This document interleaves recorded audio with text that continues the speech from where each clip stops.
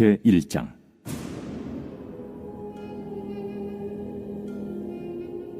니느웨에 대한 경고, 곧 엘구스 사람 나훔의 묵시의 글이라.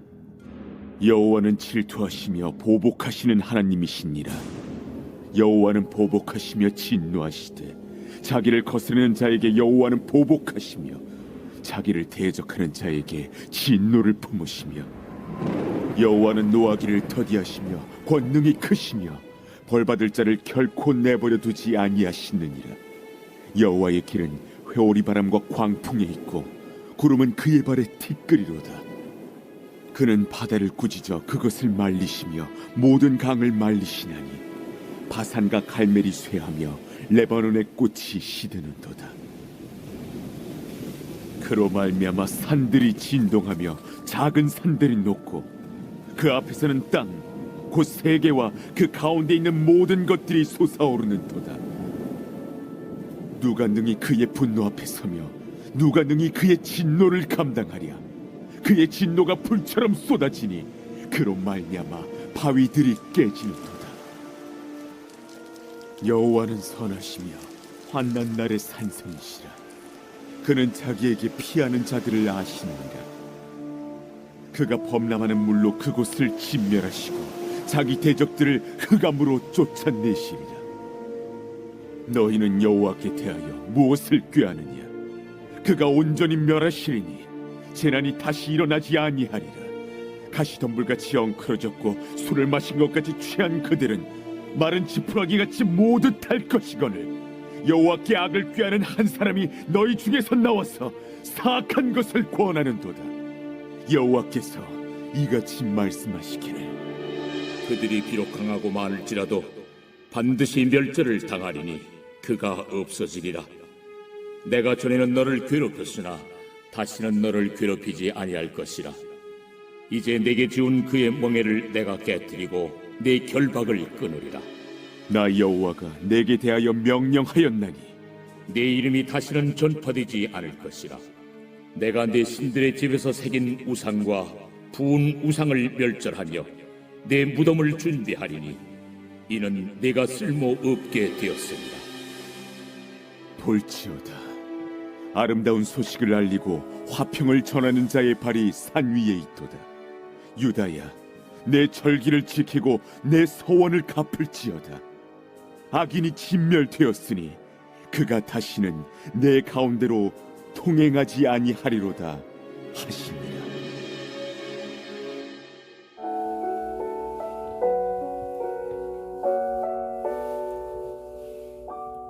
이 나훔은 아수르의 수도 니느웨의 멸망을 선포한 선지자죠. 우리가 지난주에 살펴본 이 요나 선지자와 동일하게 니느웨에 대해서 활동을 했었는데, 이 요나 선지자가 나훔 선지자보다는 약 1세기 전에 활동을 했었습니다.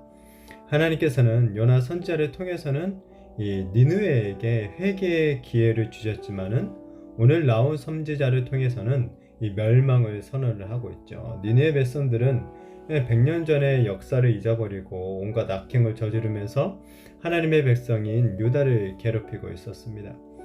하나님은 이런 니느웨의 악행을 더 이상 참지 않으시겠다라고 선언하고 있죠. 니느웨가 이 북이스라엘을 멸망시켰을 뿐만 아니라 남유다까지도 이 괴롭히기 때문이죠. 2절에 보면 하나님을 향해서 이제 보복하시는 하나님이다 라고 반복해서 표현을 하고 있는데요.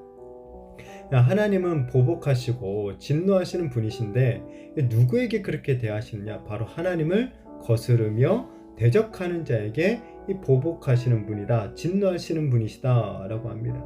그러면서 동시에 또 하나님은 노하기를 더디하신다 라고 표현을 하고 있죠. 이것은 하나님의 백성인 유다를 향한 하나님의 이 표현인 거죠. 그러니까 자기의 백성인 유다를 향해서는 하나님께서는 노하기를 더디하신다라는 것입니다. 사실 유다 역시 하나님 앞에서 징벌을 당해야 될 자들이었죠. 그러나 하나님은 이 니느웨를 사용해서 유다를 치지는 않으실 것을 오늘 말하고 있습니다. 또한 이것은 이 과거에 하나님이 니느웨를 용서하신 적이 있었으면, 이 요나 선지자 시대 그때 일을 나타내는 표현이기도 하죠. 그러나 그 인내가 이제는 한계에 도달했다라는 거예요. 하나님은 이 모든 사람을 사랑하시고 모든 사람이 구원에 이기를 원하시지만은 이 죄악을 영원히 참지는 않으십니다. 하나님의 은혜를 기억하지 못하면 결국 하나님의 심판을 피할 수가 없게 되죠. 그렇지만 이런 하나님의 보복과 진노는 하나님의 백성들에게는 기쁨의 소식이 되는 거죠. 왜냐하면 보복의 하나님은 하나님의 백성들에게는 구원의 하나님이 되시는 거죠. 진노하시는 하나님이 우리들에게는 은혜의 주님이 되시기 때문에 그렇습니다. 만약 하나님께서 우리가 죄를 지을 때마다 다 진노하시고 다 보복하셨다라면 그 누구 하나 정말 살아남지 못했을 것입니다. 멀쩡한 사람이 없을 것입니다. 이 가장 강하고 모든 상황을 주관하시는 하나님만이 하실 수 있는 것이 있다면 바로 기다림이며 인내인 거죠. 하지만 끝까지 돌아서지 않는 자들에게는 멸망이 있을 뿐이라는 거예요. 우리는 때때로 하나님이 이 악에 대해서 침묵한다 라고 생각할 때가 있죠. 그러나 하나님이 악에 대해서 침묵하시는 것은 그것을 묵인하는 것도 아니고 무능에서 나오는 외면도 아니라는 거예요. 오히려 하나님은 그런 악한 자들에게도 이 회개의 기회를 주시는 거죠. 그러나 그 기회는 절대 영원하지 않음을 우리는 또한 기억해야 되죠. 그러니까 기회가 있을 때 회개해야 되는 것입니다. 하나님을 찾아야 되는 거죠. 그리하여서 하나님을 이 보복하시며 진노하시는 분이 아니라 정말 노하기를 더디하시는 긍휼과 자비와 인애가 크신 그런 하나님으로 만나는 은혜들이 있게 되어지기를 바랍니다. 하나님은 이제 니느웨를 완전히 멸하실 것입니다. 두 번 심판할 필요도 없이 다시는 그들이 일어서지 못하도록 철저하게 그들을 치실 것이에요. 한때 이 니느웨는 하나님의 진노의 도구였다고 했죠. 아수르는 이 제국으로서 주변 나라들을 정복하면서 이 무자비한 사륙을 자행을 했죠. 그리고 BC 722년에는 이 북이스라엘을 아수르가 무너뜨렸죠. 이어서 이제 산헤립이 남유다까지도 침공해서 예루살렘을 포위하고 이 남유다까지도 무너뜨리려고 했었죠. 이런 악행을 저지른 니느웨는 더 이상 하나님의 도구로서 쓸모가 없어진 거예요. 그저 교만하고 사악한 것을 이 권하는 그런 악한 세력이 되었을 뿐이죠. 자기의 강력한 군사력만을 믿고 이 까부는 교만한 니느웨에 대해서 하나님을 철저하게 심판하실 것입니다. 이 사실 나훔 선지자가 이런 이 예언의 말씀을 전할 때만 해도 아수르의 멸망을 상상하는 사람은 아무도 없었을 것입니다. 그러나 하나님은 그들을 마른 지푸라기처럼 태워버리십니다. 아수르는 다른 제국들에 비해 이 얼마 가지 못하고 몰락한 제국이 되어 말이죠.